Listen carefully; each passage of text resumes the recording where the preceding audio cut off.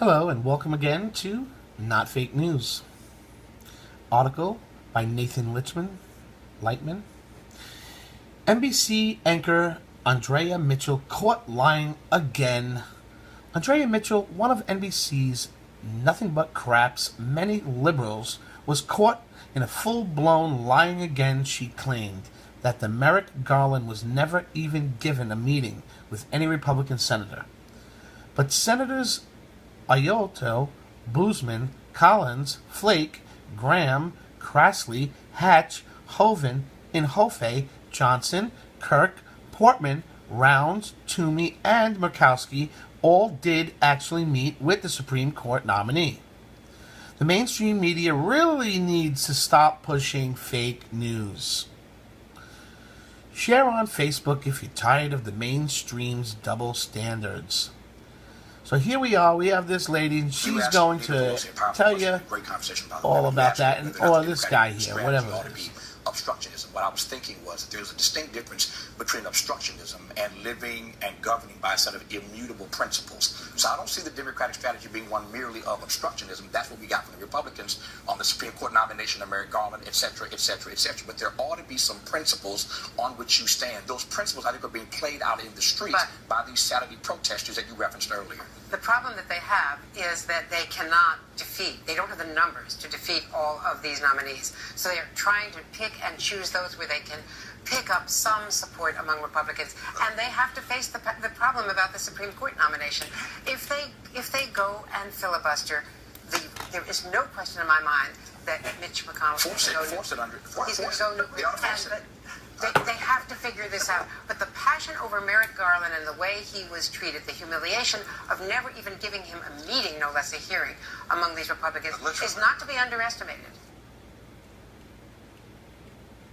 Chris Matthews also got caught in the same lie. But if the Democrats Here's are going Chris to be petulant Matthews. about it and insist on fighting a good man, okay, here we go. That's the kind of word. That's the kind of word that starts fights. Petulant. Now, I just want to say this to you. We had Merrick Garland nominated a year ago, more than a year ago, and he never got a conversation with a Republican for a whole year. He was a center left, close to center, just like your guy now. People say is a center right. Why was one sort of centrist not even given a conversation, and your version of a center-right person demanding to be confirmed? What's the difference here? What is this deal you got here? No Democratic president can pick a candidate, but you guys can. It was highly unusual for the president to have made that selection in an election year, first of all. And second of all, look, the conversation, absolutely, it was unusual for him to do that. And in fact, Joe Biden himself, the president's vice president. I don't care. You can cite anybody you want, but the bottom line is we were supposed to have a Supreme Court without its full membership, and therefore ties couldn't be broken, and therefore they couldn't take up the most controversial cases because they weren't going to be able to be decisive. You know the problem of mathematics. You need 9 to decide something, and they had 8. You're saying the court should be inactive for a year. That's what you're arguing. A year off. No, the court will continue. The court will continue making decisions, and if they need to rehear them, they'll rehear them when they have 9. That was the whole point that Joe Biden made when he advocated for no action when a president would nominate someone in an election year. So if Ruth Bader Ginsburg leaves the court, or Stephen Breyer leaves the court, or Anthony Kennedy leaves the court in the last year of this term, you will then come back on this program and say there should be no confirmation hearings. Will you? Will you promise to do that now? You know what, promise Chris, to do that now. Chris, just be consistent, sir. Democrats can do whatever they want to do when that time comes. I'm just asking you, will you commit? Nothing but crap anchors were called out for their liberal bias by their own colleague. Okay. We have another article. Christians are bad tippers by John Ellis, and that's a problem. Christians are bad tippers, and that's a problem.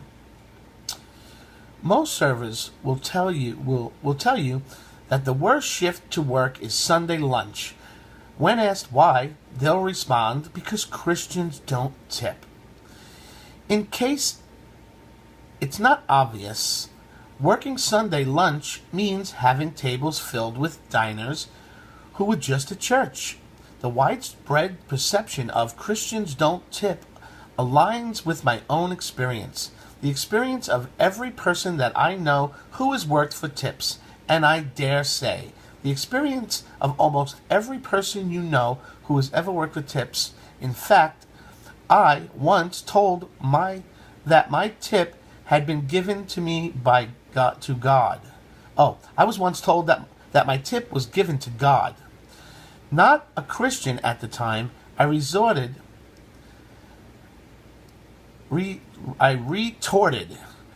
"Can I send God my car bill, then?" Sadly, Christians being known as poor tippers affects their ability to share the gospel. This is unbelievable. Setting aside the ongoing argument on whether or not wait staff in this country should be paid higher hourly wages instead of tips, there is an assumed contract when a customer sits down to eat at a restaurant.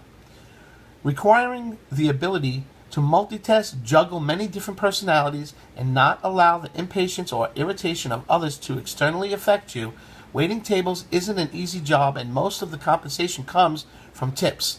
Working a busy shift only to be unjustly undercompensated by people is demoralizing and frankly a form of oppression. The Bible has quite a bit to say about the monetary oppression of others. The Bible conversations about the monetary oppression of others is always within the larger rubric of God's justice. Possibly, the well-known verse that covers wage is, for the scripture says, "You shall not muzzle an ox when it treads on the grain, and the labor deserves his wages." 1 Timothy 5:18. Denying a server his wage is indirect violation of the Bible. New McDonald's in Rome under fire for ties to the Vatican. All the people, Christians, should be the most generous with their resources, including the resource of money, above and beyond owed wages. Though faith in the life of life, death, and resurrection of Jesus Christ, Christians have been given new life, adopted into the family of God, and will only one day enjoy all of God's blessings throughout all eternity. Being stingy when eating out reveals a heart that has yet to grasp the immeasurable grace that is being poured into the Christian's life. Christians have been brought with a price, and demonstrating love towards others is one of the ways in which Christians can give thanks to King Jesus. Obviously, demonstrating love is also an excellent way to model before others the love that Jesus has for his own. Unfortunately, the inverse is what often plays out in restaurants across the country. In restaurants, most religious tracts find that their way to trash cans have never been read, left by people who either didn't leave a tip or left an insultingly low tip.